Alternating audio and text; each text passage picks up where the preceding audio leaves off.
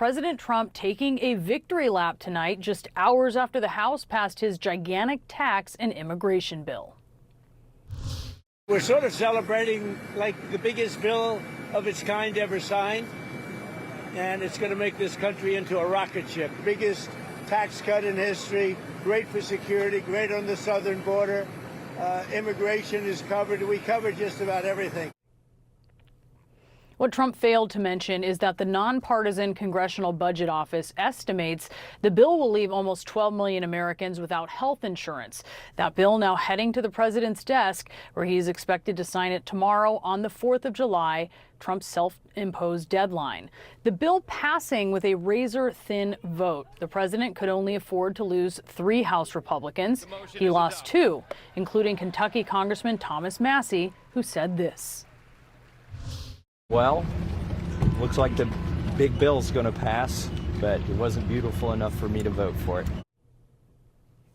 But enough Republicans did vote for it, giving Trump a major legislative win. But Democrats, well, they see it as a loss for millions of Americans. Just listen to House Minority Leader Hakeem Jeffries, who spoke on the House floor for a record 8 hours and 45 minutes before the vote. Our job is to stand up for the poor, the sick, and the afflicted, the least, the lost, and the left behind, everyday Americans. That's what Matthew teaches us. And that's not what's happening in this one big, ugly bill. Jeffries' marathon speech surpassing Kevin McCarthy's previous record of 8.5 hours used to delay a vote on President Biden's Build Back Better bill in 2021. Jeffries and Democrats see political opportunity in the passage of a bill that, according to polls, is unpopular with Americans. So I know that there are people concerned with what's happening in America, but understand what our journey teaches us is that after Project 2025 comes Project 2026. And you will have an opportunity to end this national nightmare. Jeff Zeleny is traveling with the president. He joins me out front live in Des Moines, Iowa. And Jeff, it took Trump a lot to get this bill passed. How big of a win is it in his eyes? Closer and closer to the Brianna, it is the biggest win that President Trump has seen, not only in these short, almost 6 months in office, but during his first term as well. He summed that up as he was leaving Washington en route to fly here to Iowa, saying, "I think I have more power now." That, of course, is to be seen. But one thing that is clear, this is his Republican Party. Democrats believe so, too. That's why now the passage of the bill in the House of Representatives really rang the opening bell for the 2026 midterm election. So there is no question this is a major achievement for President Trump. But Democrats also see it as an opportunity, at least politically speaking, for them.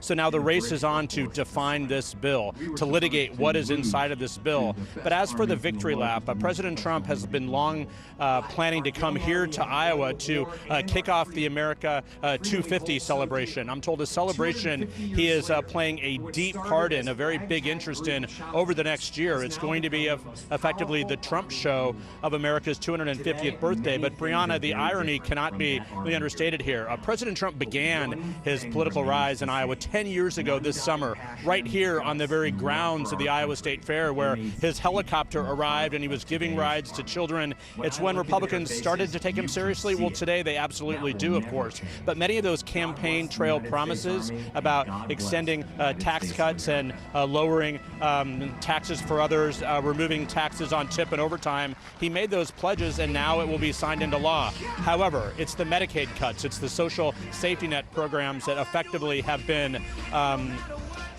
will receive a shortfall because of the need to pay for other parts of this bill that will be also a key part of his legacy. But tonight, at least, the president, we're told, is going to be talking about the virtues of this bill.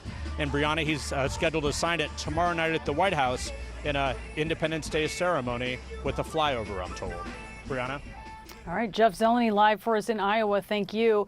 Out front now, Democratic Congressman Ro Khanna. He is a member of the House Armed Services and Oversight Committees. Congressman, certainly I know you oppose him, but President Trump is certainly an effective political messenger. What is to say that he can't sell this legislation to the American people, despite what polling is saying about the bill right now? Brianna, I don't want to get into the bickering or the politics. I'm just saddened by the Medicaid cuts and the cuts to the Affordable Care Act. Let me explain just 3 things that are going to happen. They're no longer the same level of subsidies for the Affordable Care Act. That means people who are getting insurance on the exchanges in the Affordable Care Act, their premiums are going to go up, in my state maybe even double. Second, private insurance premiums are going to go up because hospitals are going to have to charge private insurance more given the Medicaid cuts. And third, a lot of people are going to lose health care and hospitals are going to close. And that's just sad, and we need to fight to reverse it. So I do want to listen to what some of your colleagues across the aisle said after they passed this bill. This is a big win for Americans across the country. We passed actual transformational legislation that will impact every family. I can tell you that this bill is going to be a great thing for everybody around the country. This is jet fuel for the economy, and all boats are going to rise. How do you counter that? Well, by showing Americans what's going to happen. I think instead of being in Washington, we need to show up when a rural hospital closes. We need to show up when a family says their insurance premiums went up. In terms of the tax cuts and this idea that that's going to spark business investment, we know that's not true because they extended the 2017 Trump tax cuts. The Fed did a study about that. That did not increase business investment. In fact, what was found is that the corporations used that for stock buybacks or to pay down debt. So we've basically given tax breaks to the wealthiest. 60% of the breaks go to people earning over $220,000. And it's come at the expense of taking away food assistance, taking away health care. And the people who are most affected when you take away health care and food assistance are often the kids. So it's just sad that we've enacted this policy. Major cuts to Medicaid, as you mentioned. Trump has denied in the past. Nearly 15 million people in California relying on Medicaid. Cuts to SNAP, as you mentioned, that food assistance. What can California do on the state level to compensate for the cuts? Well, it's going to be difficult, but I think we need to be willing to raise taxes on the wealthy so that we can support our hospitals, so that we don't have to make cuts to Medi-Cal. But it is challenging for all states, and all states are going to have to make difficult decisions. But it's important, Brianna, for people to understand this doesn't just affect people who are on Medicaid, which are a lot of folks. It's also going to affect private insurance. The biggest way that hospitals get reimbursed is Medicaid. When they get less money from Medicaid, that means they got to bill private insurance more. Well, guess what? Private insurance premiums are going to go up. And this is unfortunately going to become very evident.